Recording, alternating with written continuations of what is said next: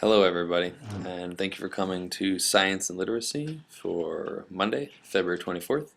Uh, Obviously, you know why I'm not here, so I'll get the formalities out of the way. On Friday morning, I think it was, yes, Friday morning, 6:42, my wife and I welcomed in a brand new human being.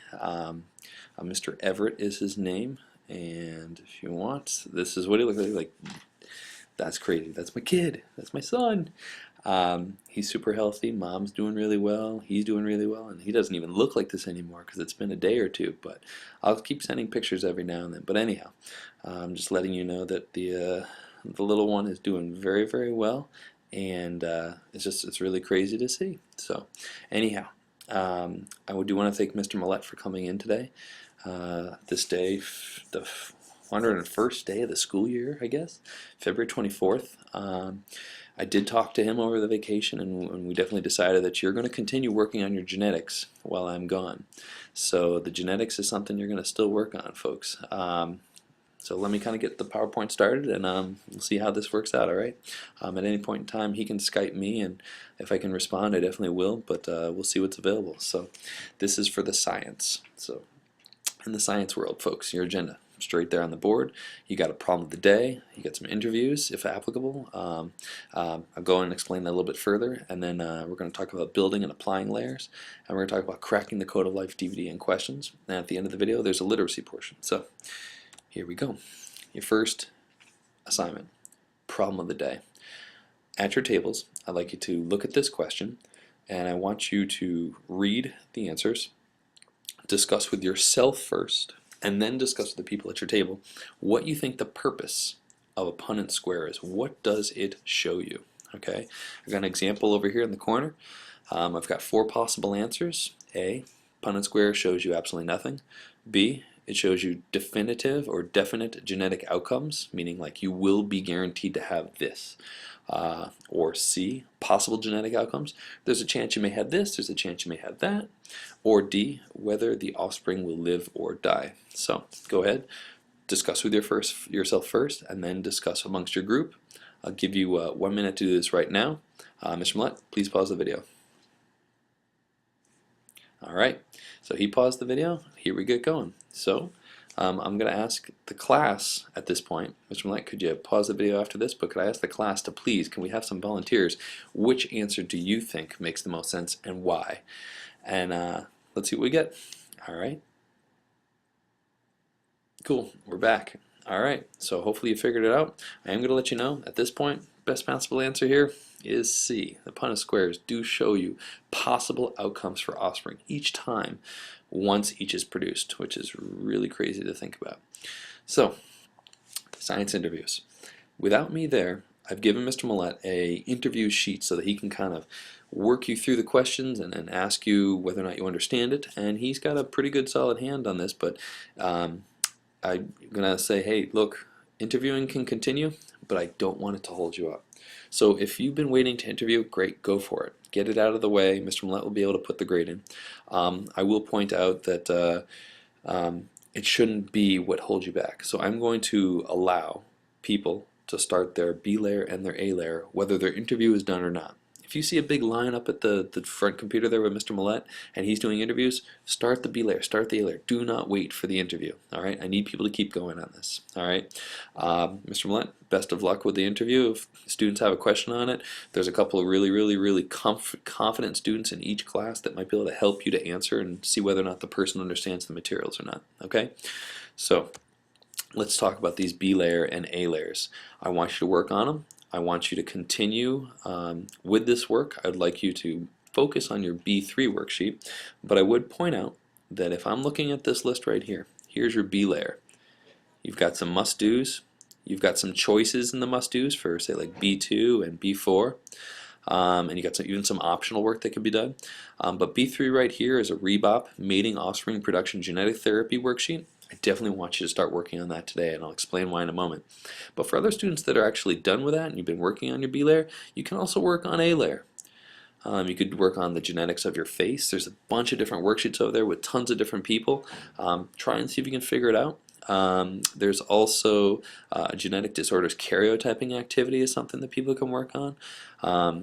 A3 and A1 are DVD questions and so forth, so you're going to have to wait for the video to be shown. But for the most part, you definitely can find things to work on. All right, so let's get back here. Let's take a moment here to talk about the B3 worksheet. All right, B3. This is the marshmallow mating worksheet. Okay, I'd like to clarify something first. This assignment can be started today and Tuesday and Wednesday, but it needs to be done by Thursday. Here's why. Thursday's a half day. If you get this worksheet done today or tomorrow or even Wednesday, that's plenty fine. But if you don't have it done by Thursday when you walk into class and Mr. Mullett sees you copying somebody else's paper or trying to get it done quickly, sure, he'll let you finish it. He'll even let you turn it in for credit. But because you did not get it done before the class, you're not going to participate in the assembly of the marshmallow creature. I'm sorry. There's only so much time, and you really need to use your time in class effectively and efficiently. So if you don't have it done, you're going to sit there and you're going to be working on a worksheet and you're going to be watching other people putting their marshmallow creature together, and you're not going to get a chance to do this. So don't miss out on this, folks. It's fun. Plus, eating candy seems to be something most people seem to enjoy doing. So here's the deal on the B3 worksheet. There's two sheets. The first one is for reference, and the other is to write on. The reference sheet is, I'll show you right here. Here's your reference sheet. The reference sheet, you're going to notice, doesn't have a whole lot of place for you to write your name, and I don't want you to. But the reference sheet has some genotypes and phenotypes on it. In fact, you'll see the genotype on the side, the phenotype on the side right here, the physical trait, and the genotype over here on the right-hand side of the equation symbol. Down at the very bottom of this picture, or this worksheet, is a picture of one of the parents. Now, you'll notice quickly, you see most of it's made from food. Great. That's what you're going to get a chance to eat. But when it comes to the phenotypes, the physical traits, say like, hey, 1 toothpick, 2 toothpicks for 2 antennae. So I know this parent has 2 antennas. So I go back up to my worksheet and I see, 2 antennae, that equals heterozygous, or capital A, lowercase a. Now here's where you need to take this information.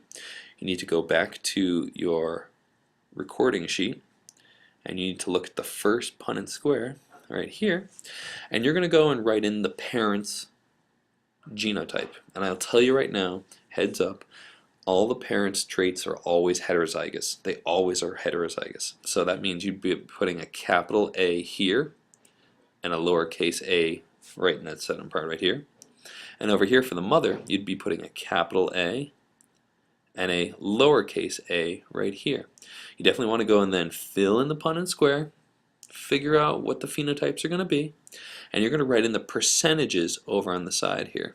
Now I know, just from doing this, that the 1 antenna right here is going to be 25%. So I'll leave it at that. I'll let you try and figure out the rest of them. So say you finish that for all of these traits. All 7 traits, all 7 traits. You get that done. Then you'll notice right here it says your offspring phenotype. Well, you need to understand that when it comes to genetics, there is this element of chance, okay? The chance that you may end up with one trait or another. So I'm going to ask you to take 2 pennies. 2 pennies from the blue buckets over by the fish tank, all right? Oh, and someone needs to check the fish tank to make sure the fish are fed. I'm just going to remind you on that one. All right, so you take the 2 pennies. You got 2 pennies, you flip them, all right? So you flip both pennies. If you end up with a heads, that is dominant, okay? It's a dominant trait.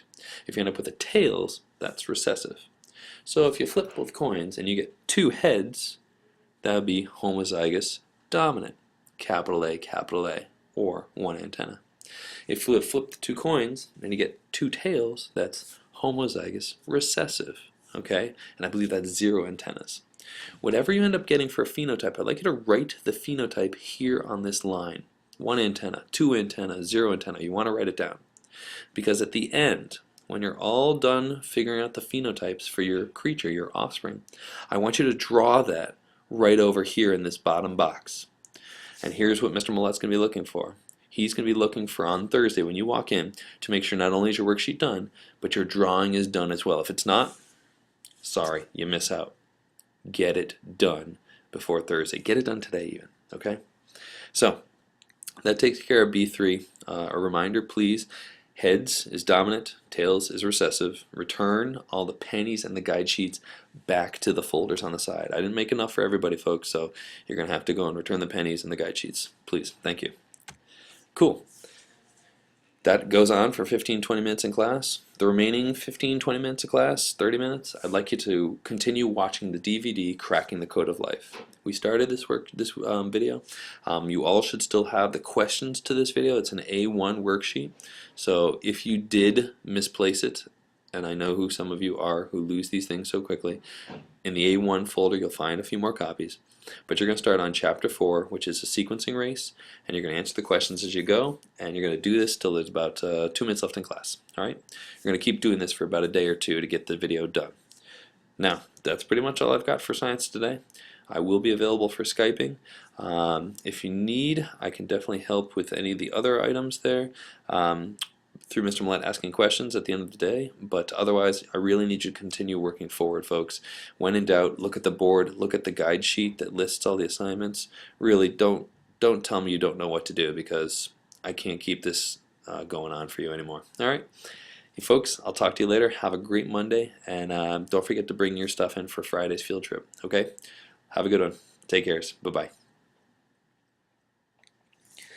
Alright, this next portion is for the literacy. So here's the literacy assignment. Mr. Mullett's here to help you with the assignments, so do your best. In the literacy, we're going to start off with the first 15 minutes of class reading your fiction book. Please go to your locker, get your book. He'll start the timer as soon as everyone's ready.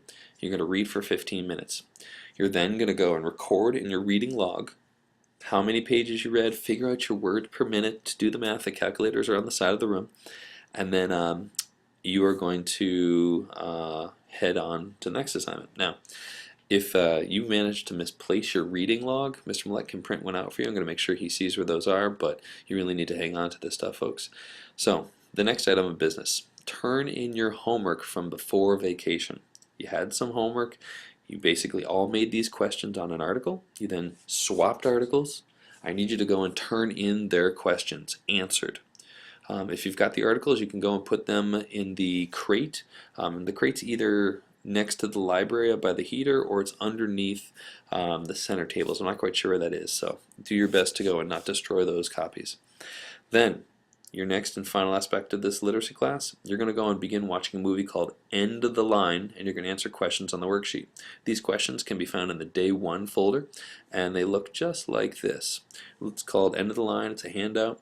You've got a good chunk of questions. You're not going to get through all of them. You have to kind of watch the video, but you're definitely going to get through the first 9 or 10 of them today in class, alright?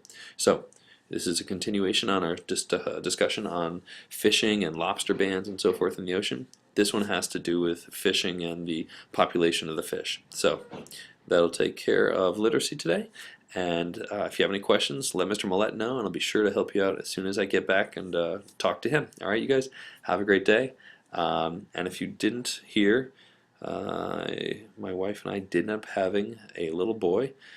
This is my son, and I'll be sure to go and share him with you guys when we get a chance, but it's going to be a very long couple of nights. So hope you guys keep getting some good sleep, get your work done. I'll talk to you soon. Take care. Have a good one.